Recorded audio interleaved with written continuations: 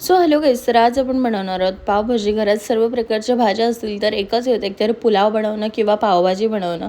तसेच मी आज पावभाजी बनवायला घेतले. फ्लॉवर, बटाटा, मटर, गाजर, बीट, शिमला मिरची, फ्लॉवर हे सगळ्या भाज्या मी थोड्या प्रमाणात घेतलेल्या आहेत. बटाट जास्त प्रमाणात घ्यायचं नाही कारण ते गोड होऊ शकतं थोडंसं, किंवा फ्लॉवर जास्त प्रमाणात घ्यायचं नाही किंवा ते पचपचित होईल. म्हणून सर्व भाज्या समप्रमाणात घ्यायच्या आहेत. त्यानंतर छानपैकी आपल्याला कुकरला 4 ते 5 व्हिसल्स द्यायच्या, जेणेकरून आपल्याला मॅश करायला खूप इझी जाणार. आणि बघू शकता मॅशरच्या साह्याने मी मॅश केलेलं आहे. आणि जसं बीट फुटतो आहे ना तसं कलर यायला लागतो. सो छानपैकी असं आता आपलं मॅश करून झालेलं आहे.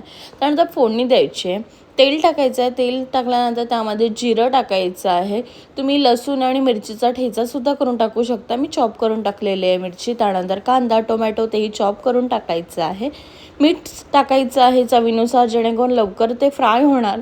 एंडिंगला शिमला मिरची टाकायची आहे चॉप करून, ते सुद्धा छान असं मिक्स करायचं आहे. नंतर त्यामध्ये आलं लसूण पेस्ट टाकायची आहे. काही बेसिक मसाले ॲड करायचे आहेत, जसं की हळद, मसाला, काश्मीरी मिरची पावडर, धणे पावडर, गरम मसाला आणि पावभाजी मसाला छानपैकी थोड्या प्रमाणात टाकायचे आहेत. ते अतिही मसाले कोणत्या भाजीमध्ये टाकायचं नाही, जेणेकरून नुसतं मसाला लागेल.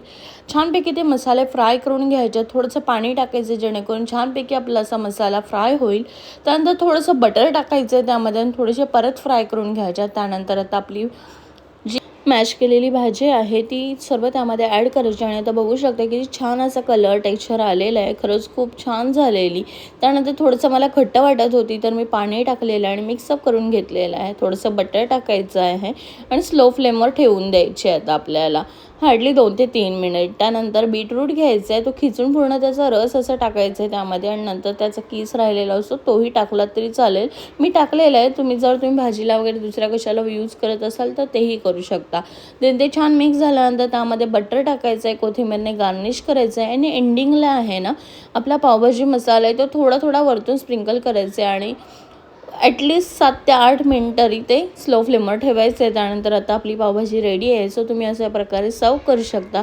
जर रेसिपी आवडली असेल तर नक्की लाईक करा, शेअर करा आणि कमेंट करायला विसरू नका. आणि फॉलोसुद्धा करा. So okay, bye.